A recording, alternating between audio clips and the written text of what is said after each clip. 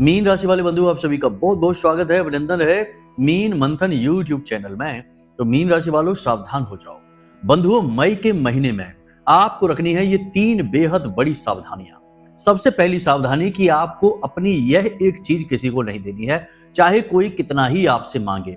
और एक बात याद रखना कि जब हम कहते हैं कि नहीं देनी है, तो आपसे बार बार वही एक चीज मांगी जाएगी, क्योंकि राहु इस महीने में एक्टिव चल रहा है। 18-19 मई तक राहु पूरी तरह से एक्टिव है और तब तक यह आपके जीवन को बर्बाद करने के लिए हर एक भरसक प्रयास करेगा।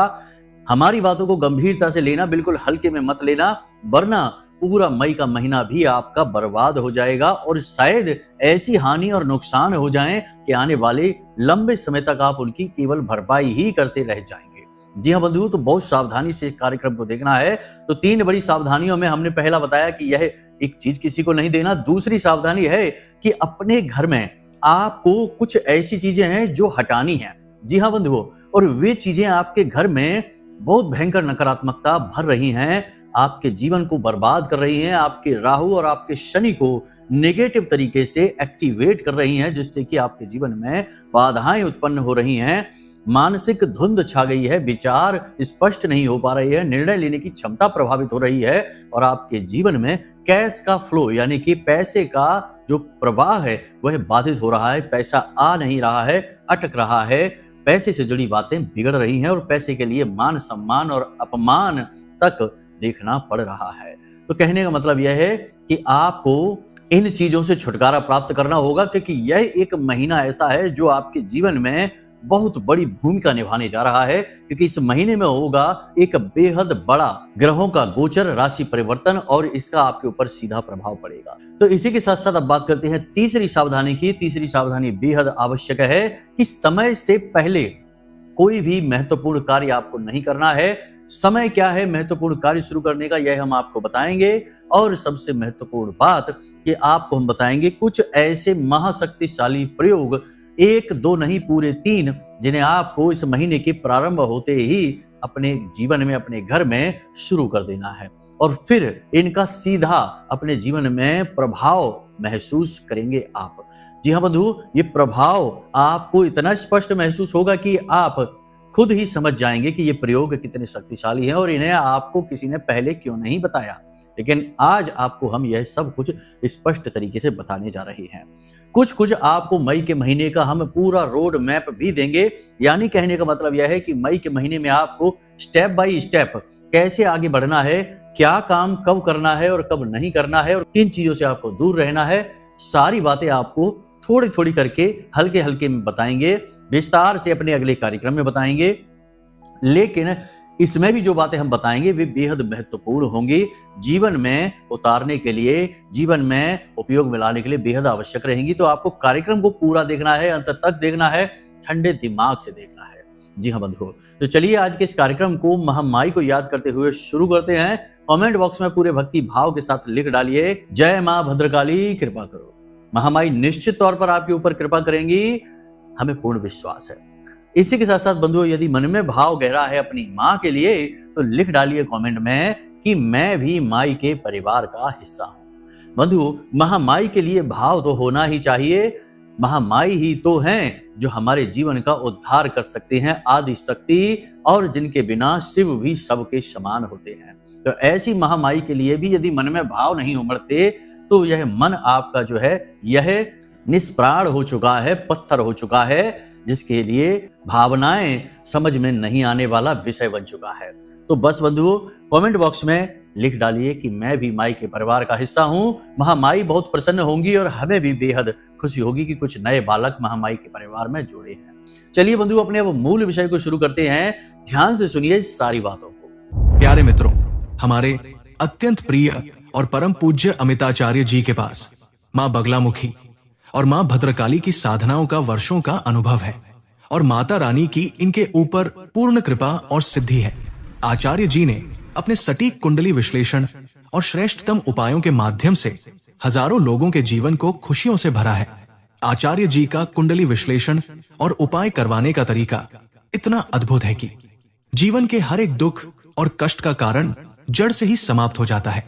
फिर समस्या चाहे जैसी भी हो, कर्जा बहुत बढ़ गया हो, व्यापार चल नहीं रहा हो, बीमारियों में आप बर्बाद हो चुके हो, रिश्तों में प्रेम समाप्त हो चुका हो, या फिर नौकरी ही ना मिल रही हो, विवाह में देरी होती हो, कैसी भी समस्या हो, इन समस्याओं का कारण क्या है, कौन सी महादशा परेशान कर रही है, कौन सा दोष लगा हुआ है, सब कुछ आचार्य जी इतना सटीक बताते हैं कि वर्षों वर्ष के दुख कुछ ही दिनों में समाप्त हो जाते हैं।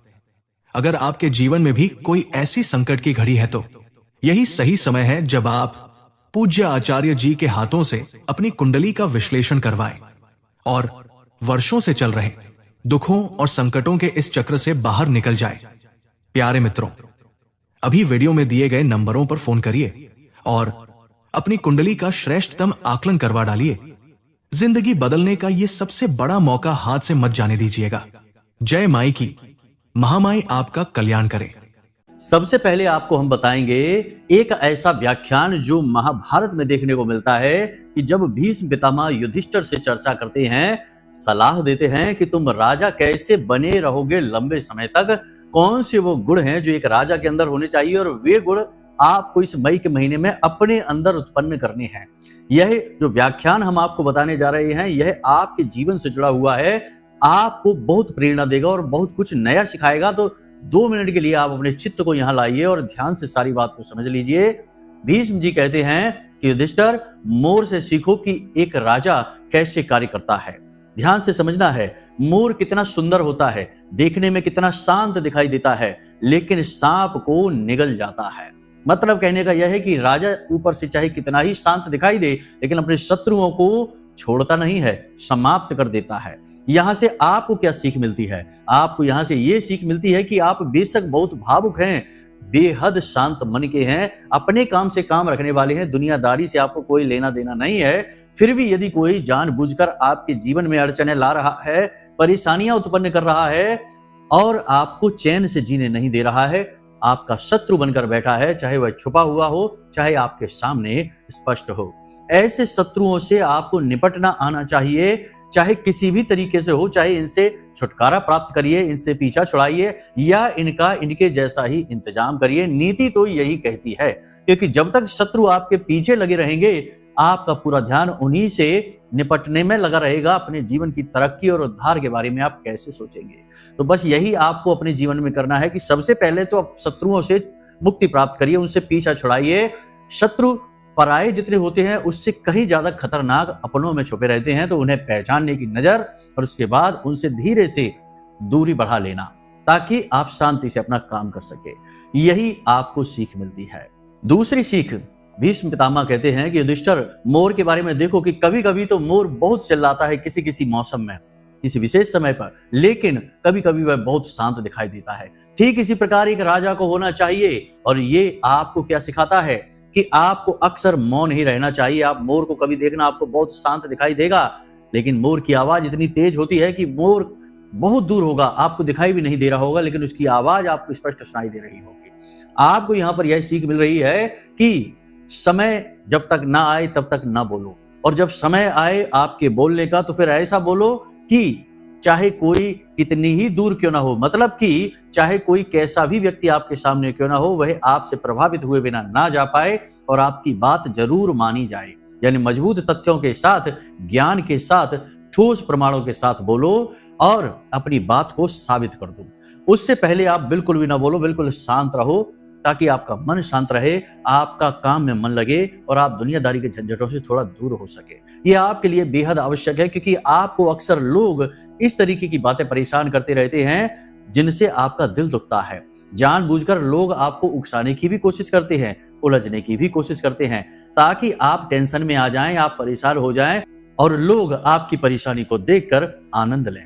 इसी के साथ साथ भीष्म जी कहते हैं युधिष्ठिर से कि युधिष्ठिर, मोर के बारे में एक और बहुत खास बात जो तुम्हें सीखनी चाहिए कि मोर जब पंख फैलाता है तो कितना सुंदर दिखाई देता है, मंत्र मुग्ध कर देने वाला होता है, लेकिन उन्हीं पंखों के नीचे मोर के बदसूरत पैर छिपे रहते हैं। तो इससे तुम्हें क्या सीख मिलती है कि हर इंसान के अंदर कमियां होती हैं, हर इंसान के अंदर नकारात्मकताएं भी होती हैं, लेकिन एक बुद्धिमान इंसान संसार को वही दिखाता है जो वह दिखाना चाहता है। यानी कि अपनी भावनाओं पर पूरा नियंत्रण रखता है, अपने शब्दों पर नियंत्रण रखता है और अपने व्यक्तित्व को कुछ इस प्रकार से बनाता है कि वह जितना चाहता है उतना ही लोगों को पता चलता है, जितना चाहता है उतना ही लोग उसके बारे में समझ पाते हैं, उससे ना 1% ज्यादा और ना। यह बहुत जरूरी है। आपके साथ ये बड़ी समस्या है कि आपके छुपे रहस्य छुप ही नहीं पाते हैं। आप जिससे भी जरा सा भी नजदीकी महसूस करते हैं, सब कुछ खुलकर बताने लग जाते हैं, भावनाओं में बह जाते हैं, बहुत कुछ कह सुन जाते हैं और छुपाने वाली बातों को भी बाहर लाकर रख देते हैं। यह बिल्कुल विपरीत है। फिर बाद में लोग उन्हीं बातों को इस्तेमाल आपके खिलाफ करने लग जाते हैं। तो ये चीज आपको सीखनी है। ये सारी चीज हमने आपको इसलिए बताई कि इस महीने में आपके साथ 3 तरीके की घटनाएं अक्सर घटेंगी। एक तो शत्रु प्रबल रहेंगे पूरे महीने, और पूरे महीने शत्रु आपको कहीं ना कहीं से घात पहुंचाने की कोशिश करेंगे, चोट पहुंचाने की, आपको परेशान करने की, आपका नुकसान करने की पूरी कोशिश करेंगे। छुपे हुए शत्रु भी होंगे और कुछ आपके सामने स्पष्ट भी होंगे। सभी प्रकार के शत्रु इस महीने में आप पूरे सक्रिय रहेंगे। दूसरा कि इस महीने में लोग आपको उकसाने की, आपका मन खराब करने की, आपके मार्ग में बाधक बनने की बहुत कोशिश करेंगे। तो आपको एकाग्र रहना है और जब जरूरी है तभी बोलना है। फिजूल की बातों में बिल्कुल भी समय खराब नहीं करना है और फिजूल की बातों को अपने दिल से भी नहीं लगाना है। केवल उन बातों पर ध्यान देना है जिनसे आपके जीवन में प्रभाव पड़ता है, जिनसे आपके जीवन में कुछ बदलाव आता है, उन्हीं बातों पर ध्यान दीजिए। फिजूल की बातों से बिल्कुल आपको दूर रहना है। और तीसरा सीख यह आपको करनी है, यानी कि ये भी घटना आपके जीवन में घटेगी कि आप अपने भविष्य की योजनाएं, अपने रहस्य, अपने राज अपनों को बताएंगे और वे अपने ही आपके पराये बनकर आपका शोषण करने लग जाएंगे। यानी आपके पास कितना पैसा है, आपके पास कितनी प्रॉपर्टी है, क्या बिजनेस में आप करना चाहते हैं, आपकी नई योजनाएं क्या हैं, आप किस प्रकार से जीवन में आगे बढ़ना चाहते हैं, सब कुछ आप बताना शुरू कर देंगे और यहीं से गड़बड़ होनी शुरू हो जाएगी। तो बस इन बातों का आपको ध्यान रखना है इस पूरे मई के महीने में। ठीक है, अब बात करते हैं उन चीजों की जो आपको इस मई के महीने में शुरुआत में ही अपने घर से निकाल देनी है। कांटेदार कोई भी पौधा, जैसे आजकल कैक्टस का पौधा आ गया है, बहुत सारे और भी आ गए हैं, नाना प्रकार के पौधे हैं, लोग अपने घर में सजावटी सामान के तौर पर लगा देते हैं। आपको इस महीने में हटा देना है, यह राहु का प्रतीक होता है। दूसरा कि कोई भी ऐसी तस्वीर जिसमें घना जंगल है और या फिर समुद्र है, पहाड़ों में सूर्य डूबता हुआ दिखाई दे रहा है, या फिर एक लंबा रास्ता दिखाई दे रहा है, कोई ऐसी सीनरी लोग लगाते हैं जिसमें कि बहुत लंबी रोड दिखाई देती है जाने के लिए। इस तरीके की तस्वीरें भी आपको घर में अपने नहीं लगानी है। शेरों की तस्वीर नहीं लगानी है। ताजमहल और पुरानी खंडहर इमारतों की तस्वीरें भी आपको नहीं लगानी है। और सबसे बड़ी बात कि जो आपके पितृ पूर्वज हैं, यानी जो इस संसार से चले गए हैं, उन लोगों की तस्वीरें भी आपको यहाँ वहां घरों में, अपने इधर उधर की दीवार में नहीं लगानी है। उनको कहाँ लगाना है इसका एक अलग विधान होता है, वो किसी अन्य कार्यक्रम में बताएंगे। लेकिन यूं ही किसी भी कहीं भी जगह पर आपको उन्हें नहीं लगा देना है। उनसे भी निगेटिविटी उत्सर्जित होती है, क्योंकि वे मृत्यु को प्राप्त हो चुके हैं और मृत्यु मतलब कि अंत का समय। तो जब इधर उधर पुरखे पूर्वजों की तस्वीरें घर में लग जाती हैं तो बहुत सारी निगेटिविटी जीवन में आती है, मौके अवसर रुकते हैं, कलह क्लेश बढ़ने लगता है, पितरों का प्रकोप भी बढ़ने लगता है। तो ये तस्वीरें आपको अपने घर से हटा देनी है। आपके घर का जो नैऋत्य कोण है, यानी कि जो पश्चिम और दक्षिण दिशा के बीच में जो कोना बनता है, उस कोने को आपको बिल्कुल साफ सुथरा रखना है और वहां पर एक बल्ब हमेशा जलाना है। सफेद रंग का एक बल्ब आपको लेना है और वह वहां पर हमेशा जलाते रहना है। मकड़ी के जाले वहां ना हो, क्योंकि वह राहु का स्थान होता है। उसे साफ सुथरा होना बेहद आवश्यक है। और यदि हो सके, यदि कोई खराब जगह जैसे कि टॉयलेट वगैरह नहीं है वहां, या कोई वैसी स्टोरेज या कबाड़ वाली चीज नहीं है, तो वहां पर आप माता सरस्वती की एक तस्वीर लगा सकते हैं। यह बेहद आपके लिए आवश्यक है। इससे राहु आपका तुरंत पॉजिटिव हो जाएगा। राहु को पॉजिटिव करना आपके लिए बेहद आवश्यक है इस महीने में, वरना बहुत सारे नुकसान आप उठाएंगे।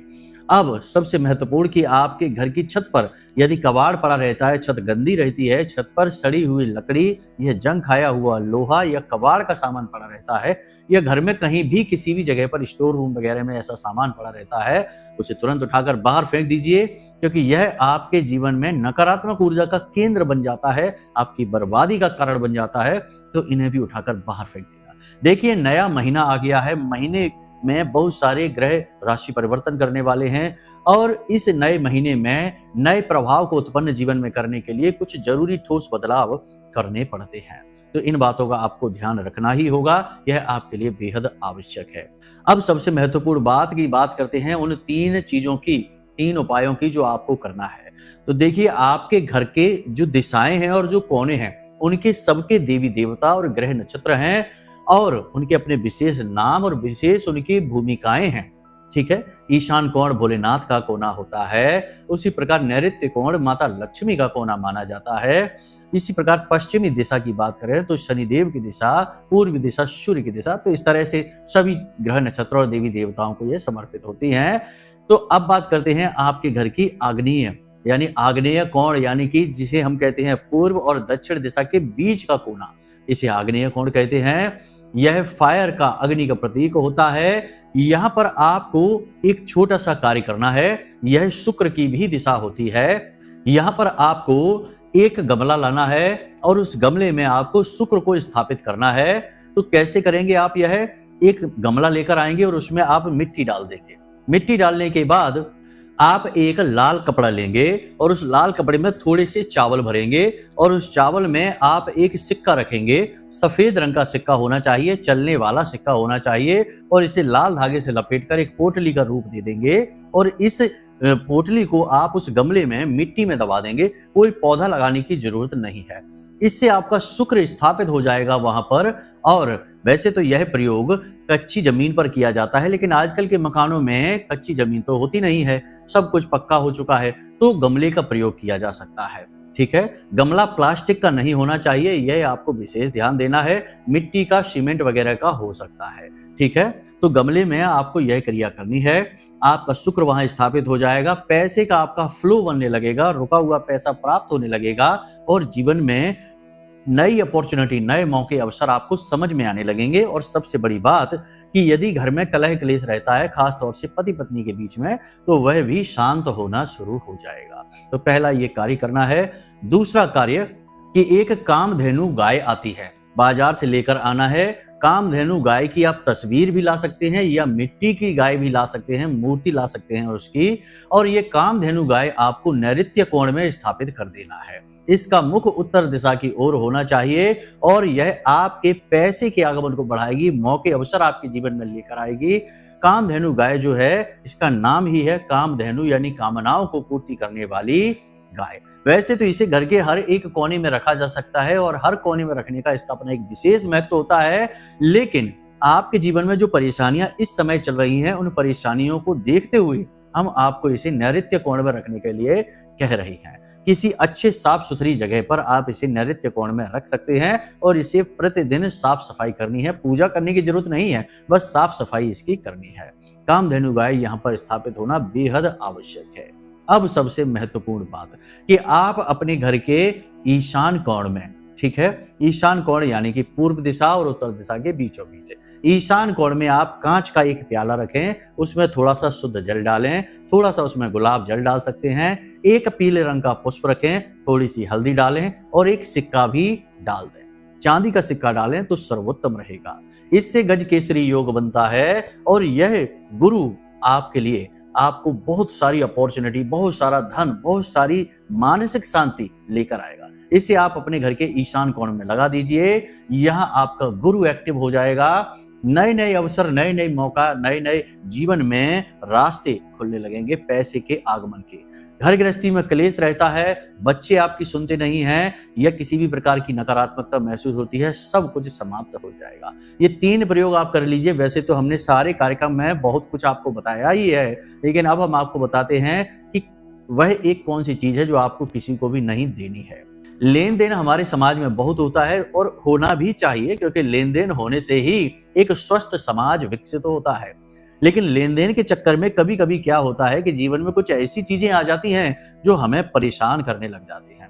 तो गिफ्ट, उपहार में आपको किसी से क्या नहीं लेना है ये भी समझ लो, फिर क्या नहीं देना। तो देखो, काले रंग की, सफेद रंग की कोई भी वस्तु, इलेक्ट्रॉनिक सामान आपको गिफ्ट उपहार में नहीं लेना है और किसी भी प्रकार का प्लास्टिक का कोई भी सामान आपको उपहार में नहीं लेना है। इसके बजाय आप कुछ भी ले सकते हैं। धातु की कोई भी वस्तु आप ले सकते हैं और यदि कोई धार्मिक वस्तु आपको देता है तो सर्वश्रेष्ठ होगा। यह आपका गुरु पॉजिटिव कर देगा और हमेशा के लिए आपका गुरु आपका साथ देगा, पॉजिटिव रहेगा। ठीक है। अब क्या नहीं देना है यह बेहद आवश्यक है, इसे ध्यान से समझिए। सबसे बड़ी बात यहाँ पर यह है कि लोग अक्सर लेन देन करने के चक्कर में यह नहीं समझते कि चीजें किन ग्रहों से जुड़ी हुई हैं और हम अपने शुभ ग्रहों को किसी और को दिए दे रहे हैं। तो बंधु, इस महीने में फिलहाल आपके लिए 2 ग्रह सबसे अधिक शुभ रहने वाले हैं, एक तो सूर्य और दूसरा गुरु। जी हाँ, गुरु का भी गोचर है इसी महीने में और सूर्य का भी 14-15 तारीख में दोनों ग्रहों के गोचर होने जा रहे हैं और ये दोनों ग्रह अभी भी आपके लिए पॉजिटिव ही बने हुए हैं।